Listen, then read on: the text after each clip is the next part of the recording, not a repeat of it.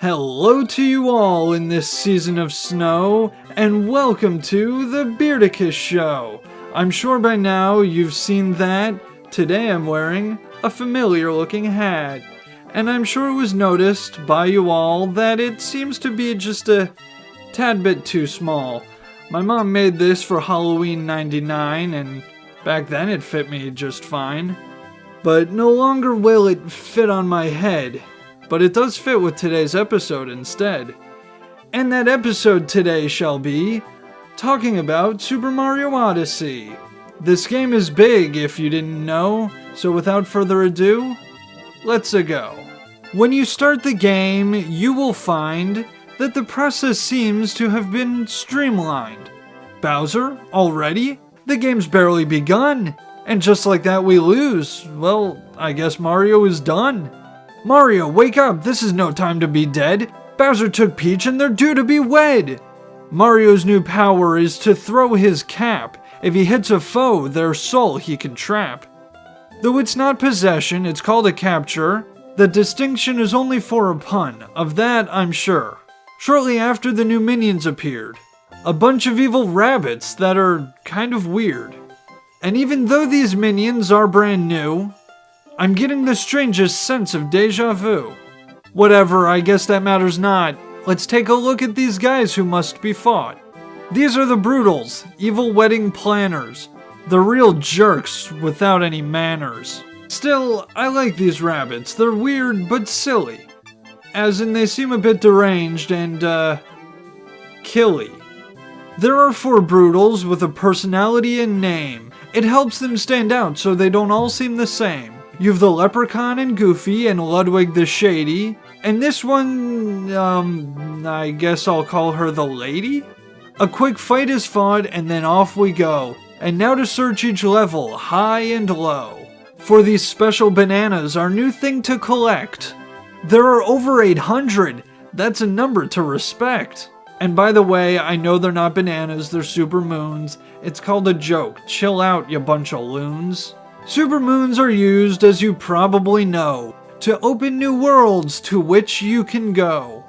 This next part will be hard to say. Speaking in rhymes makes some things hard to convey. You don't open levels with your power moon total. Podal, fodal, shodal, godal, yodel, yodel. I didn't like that at first. It made me not want to yodel. I don't know, this is hard. It was the best I could come up with. If more of the map screen you want unfurled, then you'll have to find moons in the current world. I didn't like this option compared to the rest, but after some thought I found it might be for the best. If moons opened worlds like they usually do, you'd open the end after like level 2. Or to reach the end, so many moons you'd have to get that a casual player would never get to see it. At first the plot may seem the same as it is in every other Mario game. Bowser's taken Peach, but wait, there's more. What exactly did he kidnap her for? The plan this time that we're all dreading, Bowser's setting up his and Peach's wedding. And just to be cruel, Mario's not invited. Well, we're not ones to ignore being slighted. We give chase, but we quickly find that we seem to be always one step behind. Bowser invades land after land, through kingdoms of food, water, and sand. Finally, we've caught him after the game has been trekked, and I have just one thing to say. I object!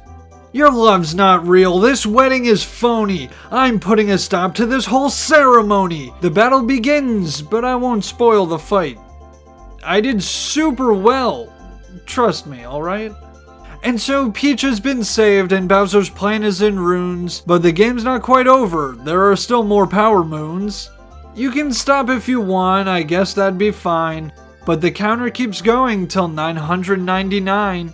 Which is a bit of a problem if you ask me, my friend, because as fun as this game is, it peters out toward the end. The last 119 moons must be bought from the shop, which means you have to farm for coins. Farm until you drop. I had a few more problems, but here's the trick. I really like this game. These are little more than a nitpick. These little faces have always bothered me, in this game and any other, starting with Mario Galaxy. Do they really think we don't know who's who? And would these pictures even help if that were true? Except this one time here where I guess they forgot? Who is this Bowser? Is it the princess or the turtle I fought?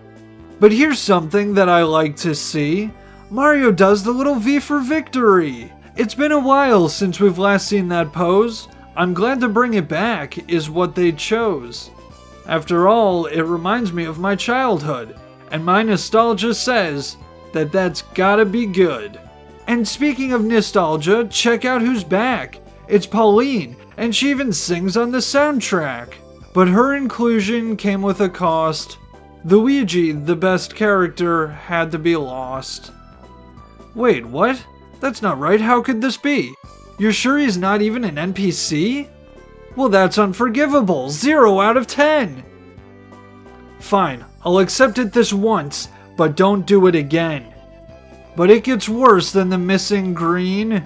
There's one mission, well, you'll see what I mean. Starting back in Mario Galaxy 2, there's always a bonus mission, an extra challenge to do. But this mission I think got a tad carried away. The difficulty's too much, it's no fun to play. Oh, not the final mission, that's a cakewalk, compared to the mission about which I'm gonna talk. So which one is it, the hardest mission of all? Why, of course it's this game of volleyball. Listen now, a tip for everyone. If after 10 points a game stops being fun, then don't set 100 points as the goal. And don't make it freaking impossible! I'll bet you're thinking, how hard could it be? Well, here's a clip I think you should see.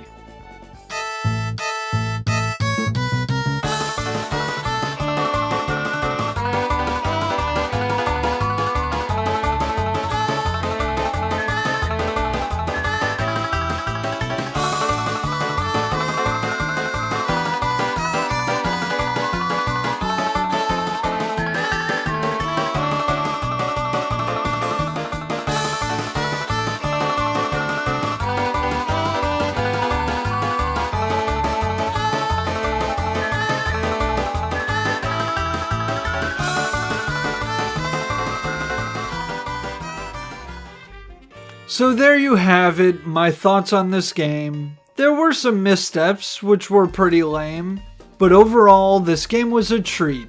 Truly, this was a marvelous feat. Nintendo games may not always be great, but with this game, Zelda, and others of late, Nintendo's really showing what they can do when they decide they want to win an award or two. This year there were not 1 nor 2, but 3 platformers in the style of 3D. Yooka-Laylee came first and it was good, but it didn't have the heart that I hoped that it would. Then was A Hat in Time, which was clever and fun, but it really wasn't long before that game was done. It left me wanting to play some more, but Odyssey didn't, and not because it was a chore. Quite the opposite, the game was great, don't get me wrong, but my playthrough of it was over 60 hours long. By the end I was tired, I just couldn't go on. It'll be a while before I can play another collectathon.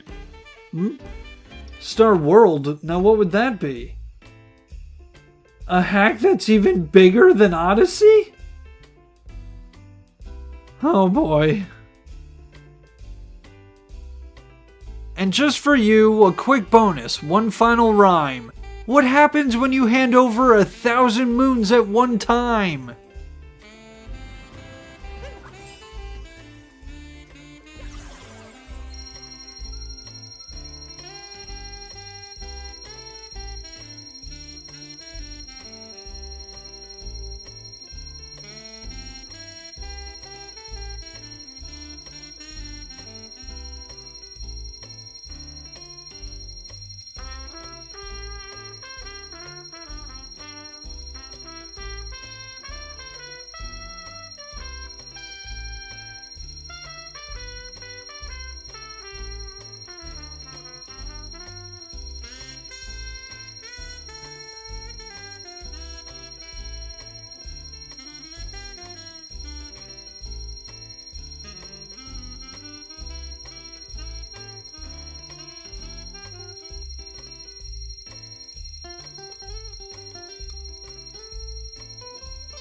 Wow, it's still going, I see.